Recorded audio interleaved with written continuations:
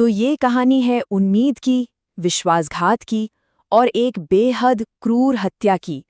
ये कहानी है पैट्रिस लुमुम्बा की, कॉन्गो के पहले प्रधानमंत्री, जिनका कार्यकाल सिर्फ 65 दिनों तक चला। ये एक ऐसा सवाल है जो इस पूरी कहानी के दिल में बसा है।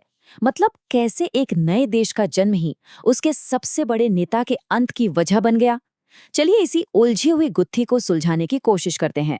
तो कहानी की शुरुआत होती है एक बहुत ही ऐतिहासिक लम्हे से, जब एक पूरा महाद्वीप जश्न में डूबा हुआ था। ये है पैट्रिस लुमुम्बा, एक करिश्माई लीडर और कॉन्गो की आज़ादी का सबसे बड़ा चेहरा। और देखिए, वो सिर्फ एक पॉलिटिशियन नहीं थे। नहीं, वो तो लाखों लोगों के लिए एक उम्मीद थे, एक बेहतर कल का सपना थे। तारीख थी 30 जून 1960। सोचिए जरा, हवा में जैसे आज़ादी की महक घुली हुई थी। दशकों की जो बेल्जियम की क्रूर हुकूमत थी ना, कॉन्गो ने उसकी जंजीरें तोड़ फेंकी थी। सबको लगा बस अब एक नया सवेरा होगा, सब कुछ बदल जाएगा। लेकिन किस्मत को शायद कुछ और ही मंजूर था। जश्न का ये जो माहौल था ना, ये बहुत ही जल्द एक भयानक तूफान में बदलने वाला था। आज़ादी मिले कुछ ही दिन हुए थे कि सेना ने बगावत कर दी। अचानक पूरे देश में अफरा तफरी मच गई, लॉ एंड ऑर्डर सब खत्म। वो जो उम्मीद की सुबह थी ना, वो देखते ही देखते एक अंधेरी डरावनी रात में तब्दील हो गई। और फिर कहानी में आता है सबसे बड़ा ट्विस्ट। एक बहुत बड़ा झटका लगा। कॉन्गो का सबसे अमीर सूबा कटंगा, मतलब जहां देश की सारी दौलत थी, सारे मिनरल्स थे, उसने बेल्जियम के सपोर्ट से कह दिया कि हम तो अलग देश हैं। अब सोचिए, लुमुम्बा की नई नई सरकार के लिए ये किसी तबाही से कम नहीं था, आर्थिक भी और राजनीतिक भी। और हद तो देखिए, जिस बेल्जियम ने अभी अभी कॉन्गो को आज़ाद किया था, उसी ने अपने सैनिक वापस भेज दिए। मतलब ये तो एक नए नवेले आज़ाद देश की उसकी संप्रभुता पर एक सीधा सीधा हमला था। और इस पूरे हो हंगामे के बीच पता है लुमुम्बा की सरकार असल में कितने दिन चल पाई? सिर्फ 65 डेज। मुश्किल से 65 दिन वो ठीक से काम कर पाए और फिर उनकी सरकार को उखाड़ फेंका गया। Just 65 days. लेकिन रुकिए, कहानी इतनी सीधी नहीं है। कांगो में जो कुछ भी हो रहा था ना, वो सिर्फ उसका अंदरूनी मामला नहीं था, बिल्कुल नहीं। पर्दे के पीछे एक बहुत बड़ा इंटरनेशनल गेम चल रहा था। तो देखिए, उस वक्त ना कोल्ड वॉर चल रहा था अपने पीक पर। इसमें 3 बड़े खिलाड़ी थे। पहला बेल्जियम, वो बस कटंगा में अपने खरबों डॉलर के माइनिंग के बिजनेस को बचाना चाहता था। दूसरा खिलाड़ी अमेरिका, उसे डर था कि कहीं लुमुम्बा सोवियत यूनियन की तरफ ना झुक जाएं। अब सच तो ये है कि लुमुम्बा न तो कैपिटलिस्ट थे न कम्युनिस्ट। वो तो एक नेशनलिस्ट थे जो बस अपने देश की भलाई चाहते थे।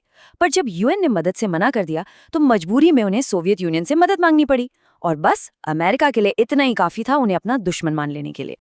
और ये सिर्फ एक डर या शक नहीं था। नहीं, ये एक बाकायदा सोची समझी साजिश थी। अमेरिका की सीआईए ने प्रेसिडेंट आइजनहावर की मंजूरी लेकर लुमुम्बा को रास्ते से हटाने का पूरा प्लान बना लिया। और साजिश कितनी गहरी थी, इसका अंदाजा इस बात से लगाइए कि उन्हें मारने के लिए एक जहरीला टूथपेस्ट भेजने तक की प्लानिंग हो गई थी।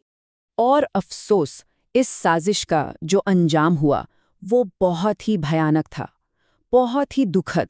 इसके बाद तो सब कुछ बहुत तेजी से घटा।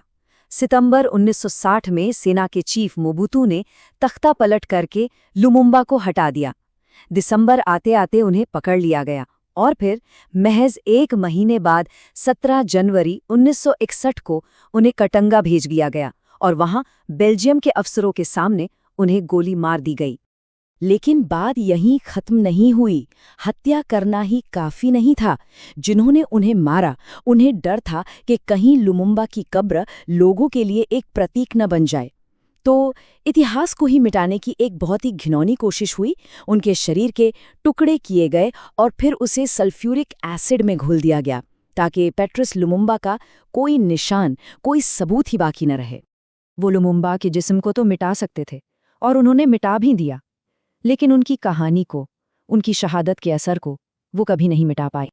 देखिए, लुमुम्बा की मौत के साथ सिर्फ एक इंसान की जान नहीं गई थी, बल्कि एक पूरे देश की उम्मीद दफन हो गई थी। 1960 में जो एक नए लोकतंत्र का सपना देखा था ना, वो सपना चकनाचूर हो गया। और उसके बाद क्या हुआ? उसके बाद कांगो ने दशकों तक जोसेफ मोबुतू की क्रूर तानाशाही झेली। और हाँ, इस तानाशाही को अमेरिका और दूसरे पश्चिमी देशों का पूरा सपोर्ट था। फिर सालों दशकों बीत गए और 2002 में जाकर बेल्जियम ने आखिरकार इस हत्या में अपनी भूमिका के लिए नैतिक जिम्मेदारी लेते हुए माफी मांगी। ये एक तरह का कबूलनामा था, लेकिन शायद बहुत देर हो चुकी थी। और फिर सोचिए जरा, 61 साल बाद साल 2022 में बेल्जियम की सरकार ने पैट्रिस लुमुम्बा के शरीर का इकलौता बचा हुआ हिस्सा, एक सोने का दांत, उनके परिवार को लौटाया। बस यही एक टुकड़ा बचा था उस इंसान का जो कभी एक पूरे देश की, एक पूरे महाद्वीप की उम्मीद था। तो ये कहानी हमें एक बहुत बड़े सवाल के साथ छोड़ जाती है। क्या होता अगर पैट्रिस लुमुम्बा की हत्या ना हुई होती? क्या होता कॉन्गो का भविष्य? क्या अफ्रीका का इतिहास कुछ और होता? ये वो सवाल है जिसका जवाब शायद अब हमेशा के लिए इतिहास के पन्नों में ही कहीं खोया है।